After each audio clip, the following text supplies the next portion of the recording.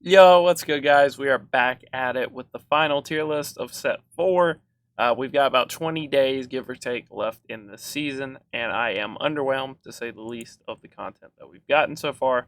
But we're going to rank it nonetheless, let you guys know who you should be rocking for the last few weeks of set four. Obviously, some new cards may come out, but for the most part, this time I have kind of waited for the drop to happen to where we got some new cards that are viable at their position. So, Adley still has an argument for S tier at catcher. If you like Adley, he still may be the best catcher in the game for you, especially if you're still running the Ripken boost. He's very viable for that. Austin Riley, also still very good. I don't know if he's exactly S tier. I've grown to not really love his swing as much as I thought I did, but he is still a top tier option. If you do like him at third base, I'm trying to reserve S for the best of the best for the most part, which is why Bo will not be there. Some people really like his swing. I do not personally, but I do think stats wise he is still very good. Obviously makes the shortstop team. B Crawl, maybe at second base, you can make the argument for S tier if you're comfortable lefty lefty and you like his swing. At second base, I could see him being S tier. Other than that, he's just A tier. He's fine. Especially at shortstop, he's a little bit slow. He's not going to get some of those choppers up the middle.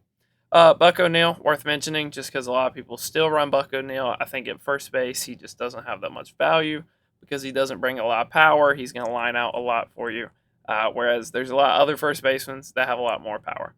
Like Delgado. I think Delgado has an argument for the best first baseman in the game. It depends on how comfortable you are lefty-lefty, but obviously he has a great swing, and stats-wise, he's close to perfect. You can see he's 120. He'll be 125, 125 if you superfractor him, and he's already got max power against righties. All he's lacking really is the power against lefties, which, give or take, I like his swing. I like his quirks. I think he's very good. I think he's got the argument for best first baseman if you do like him a lot. This Pena card to me looked pretty mid when I looked at him. You can see 105, 101, good power, low contact first baseman. I feel like it's the opposite of Buck O'Neil, right? It's a card where you're having to choose one over the other. Obviously, if you're on All-Star, if you're on Hall of Fame, those are usable numbers. But if you're on Legend, you probably want a little bit more. Santana has an argument at first baseman if you really like a switch hitting first baseman. But for me, I think he's got the argument for the best catcher in the game, would be more so where I would put him at.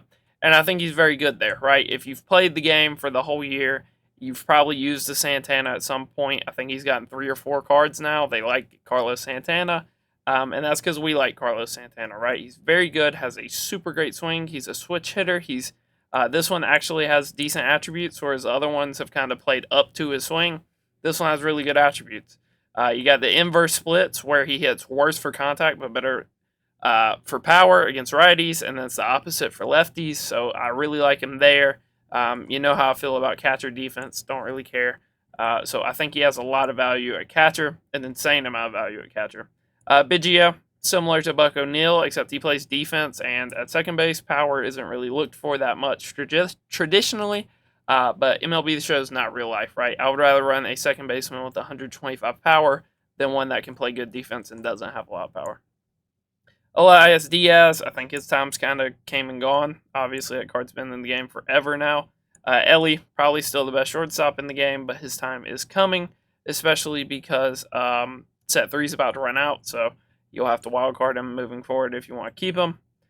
This Andrews card is just worth a mention because people sleep on him a lot. I've heard he's very good, and he's 10K, right? You can't really go wrong for 10K. I'll drop him if you want me to drop him to C tier, but I think he is very good. He's a 4-tool player. He's not a 5-tool player. Ernie, just kind of mid at this point. If you want to run him on a shortstop team and argue that bumps him up, or say you're playing him at first base on a shortstop team and want to bump him up for that reason, cool. Not going to argue with it too much. Tatis, definitely not S tier, obviously. Some people might have had the attribute argument, but they absolutely killed him against lefties for some reason. Yeah, 96 contact against lefties. That is unfortunate, but the power is there. The defense is there. Obviously, the speed is there. It's Tatis. I have not used this card. I don't know if he has his old swing or if he has the swing they gave his card this year. If he has his old swing, maybe you could argue S tier with those attributes. Otherwise, I think he's just very good. He does everything well except hit for contact against lefties. I think that makes him a very good card.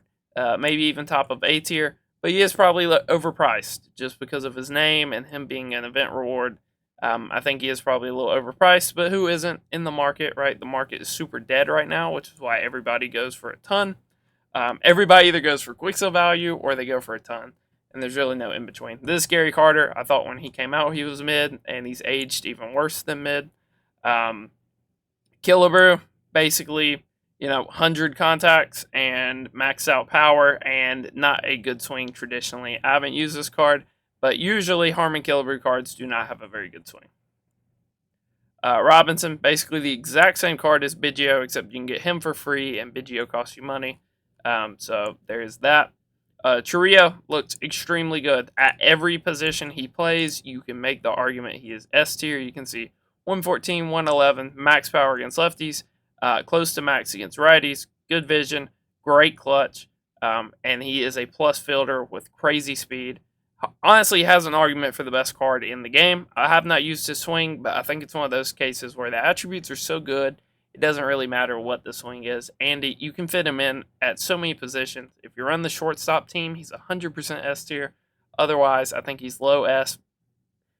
If you hate the swing, I can see high A, but I don't see any way he's not S tier. He looks insane.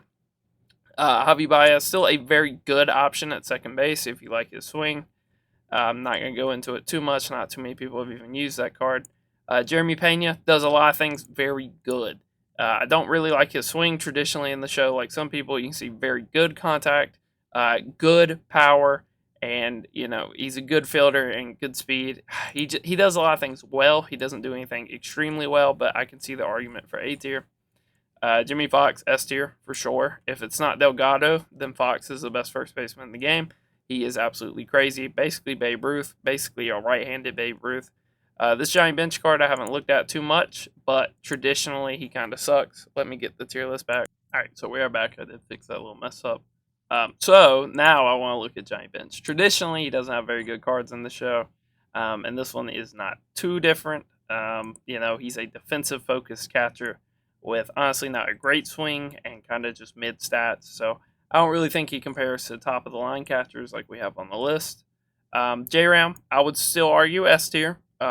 If you run him on the shortstop team, no doubt he's a S tier. Without it, he does lack in contact against lefties a little bit, but he is still a switch hitter and he is still a small player, which a lot of people are comfortable with the strike zones on those players. So I really do like him for that. We have this JT Realmuto. I think his swing plays above his attributes. I'd much rather use him than somebody like Johnny Bench or Gary Carter. Just not really a fan of those guys. Don't really like their swing. At least JT has a good swing, and the speed's a plus, but it's not, gonna make or break the card. Morneau looks insane. If you are still running the durability team, you can make the argument for S tier, but I think he is just a very good card for the limited time he has left, obviously being a set 3 card. I think same goes for Marte. If you want to make the argument for S tier, you can. But I think he is probably most people's worst switch hitter they've used all year. A lot of people just struggle with this swing for some reason. I think it's when the leg kicks up. It is typically pretty late into when you need to be swinging. Schwarber, this card's super mid at this point. A non-defensive catcher, right? He has absolutely awful defense, probably the worst defensive catcher in the game. That's a diamond. And this one's just worse than the Schwarber we had earlier in the year. Really no reason to run him. Luis, I wanted to throw in here as a little budget mention. He can play first base, and I really like his swing. Maybe a little bit of Tigers bias, but I do like him for that reason. Marcelo, I think, whoa. Let's not give people a seizure. Marcelo, I think, is in the running for best shortstop. I think after Ellie leaves, he has a legitimate argument to be the best shortstop in the game. And I think a lot of people sleep on that card, to be quite fair. Marcus Semien, there's not too much more you could want at second base. Basically a maxed out second base defender. He's pretty fast, has good power, great contact, good clutch. If you run the shortstop team, he looks insane. I'm not sure who that was, but they are blanked out now, unfortunately. McGuire, stats-wise, S tier, right? Easily. But yeah, I think the swing is just kind of mid, right? Even though they did revert him and they gave him the swing he had at the start of the year instead of like the young McGuire swing, I still think he's just kind of mid. It is kind of a mid swing. Obviously, the attributes are pretty good. I would compare him to like the milestone Pujols from last year, um, where the swing was kind of meh, but obviously the stats were insane. And if you can make the swing work, he's definitely S tier. But I think a lot of people aren't. So I think a lot of people sleep on this card. If you've never used a Matt Carpenter card, you're missing out. He had that monthly awards one last year that was just absolutely insane. And this one's going to be a lot of the same. I'm not sure if he has a ton of quirks. Doesn't look like he does. But I'm telling you, it doesn't matter. He has a great lefty swing. Put him at second base. He has insane value there.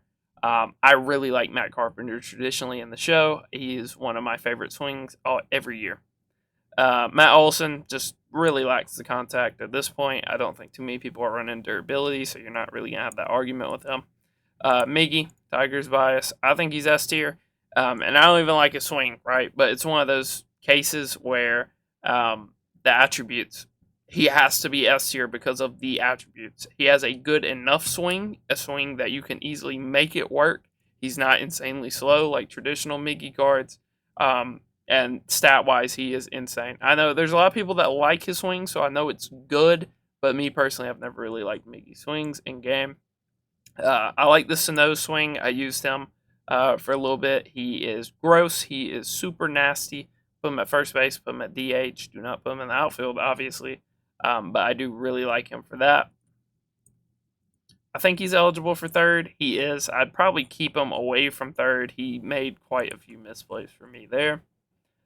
This Moose card, I think, is worth a shout. I don't think he's insanely great, but I think at second base, he has insane value. You can see 107, 109, 109, 121 with good defense and decent speed. Obviously, the speed's going to hurt him at a position like second base, but that bat and that swing are kind of worth working in. And I think he's a good honorable mention, kind of. Mookie at second base, obviously at shortstop. I'm not sure if I would put him at S tier as a shortstop, but as a second baseman, there's no doubt he's probably the best second baseman in the game. At shortstop, I think he is probably a little slow. If you put him on the shortstop team, he gets like 93 speed, then then we can talk about him being S tier as a shortstop. Nelson, NC Boomstick, as a first baseman, I think looks pretty decent. He's kind of that Harmon Killebrew type guy, but his swing's just so much better than Harmon's that I can't even put him in the same tier. I think as a first baseman, he is very good. I think his true value is as a DH, but if you really like Nelson Cruz, that's the cool thing about where we're at in the year with cards. Obviously every 90, either cards go for a ton or they go for very cheap. So you can really, we're splitting hairs at this point. It's about the swing and stuff. Like a lot of these guys in the S tier aren't too insanely different attribute wise from the A tier. A tier isn't too different from B tier. It's just very small, minute differences that make a card A or S at this point. I don't think I like this Arenado card. I thought stats wise he looked just kind of mid. You can see good contacts, good power against lefties, 108 power, maxed outfielder, obviously. This is the problem. Traditionally with Arenado cards, nobody uses them early on in the year because he has like 15 speed and he clogs up the bases for you. I think he's going to do that again. If you like his swing and you want to argue S tier, I'll give it to you. I think stat-wise he is probably S tier, but he has a very hit or miss swing for most people. Not the biggest fan of Arenado personally. This Orlando Cepeda card, I believe, just looks decent, if I'm remembering right off the top of my head. 125, 125. Good power against lefties, bad against righties, great clutch, decent fielding, decent speed, obviously. I think he's bottom A tier, and I'm pretty sure this card's like quick sell value. I'm pretty sure he's like 10K, maybe 20. So value-wise, I think that's a great value card. I think Devers still has an argument for like best third baseman in the game. Obviously, Miggy's going to outcompete him stats-wise, but you can argue Devers has a better swing than him and Arenado. It's really just what do you prefer. And I know a lot of people love Rafael Devers cards, so I think he's in the running up there. This Ryan Howard traditionally has a really bad swing. I've earned this card. I've never even used him. Lefty, Ryan Howard is one of the most brutal at-bats in the game. I remember, like, last year I was playing a BR game with the silver one, and you could not turn on an Aaron Loop sinker inside. And this was Aaron Loop silver when he was throwing, like, 92-mile-an-hour sinkers. His swing is atrocious to hit lefty with. I'm not a fan of Ryan Howard ever in the show. I would love to put Story S tier. I absolutely love Story. I don't think he's there. His swing is very good. It is that same traditional Trevor Story swing. It is very good. But he does not have the speed that he's had in the past. And you kind of have to put him on the shortstop team to even really make it make sense to use him, right? Mediocre contact against lefties, probably below average against righties at this point. Great power against lefties, probably bang on average against righties. Not an insane fielder with the arm strength. You're looking at him more as a second baseman than a shortstop. And the speed's just not really there. Not the Trevor Story card we're kind of used to seeing. This Troy Glaus, I really, really like him every year. Last year when he was the collection award, I was like the third person to superfractor him. Not even an Angels fan. I just really traditionally like his swings, and I thought attribute-wise, this one looked insane. 122, 115, 125, 121. The clutch is maxed out. He's a great fielder, I promise you. Like, this is one of the more slept-on cards in the game, I think. To be fair, honestly, I'm going to make the argument for S tier. I think he's great. I think he's insane value. I think he's such a good card. And I'm so glad that he got a card because I don't think a lot of people ever use Glaus. He had a card at the start of the year. I don't think a lot of people used it. I don't even think a lot of people are going to use this one. And that sucks. Will Smith, where's Realmuto? They're basically the same card. It's just Will Smith is way cheaper than him. So I would go Will Smith. If you ask me between those two, I'd go Will Smith.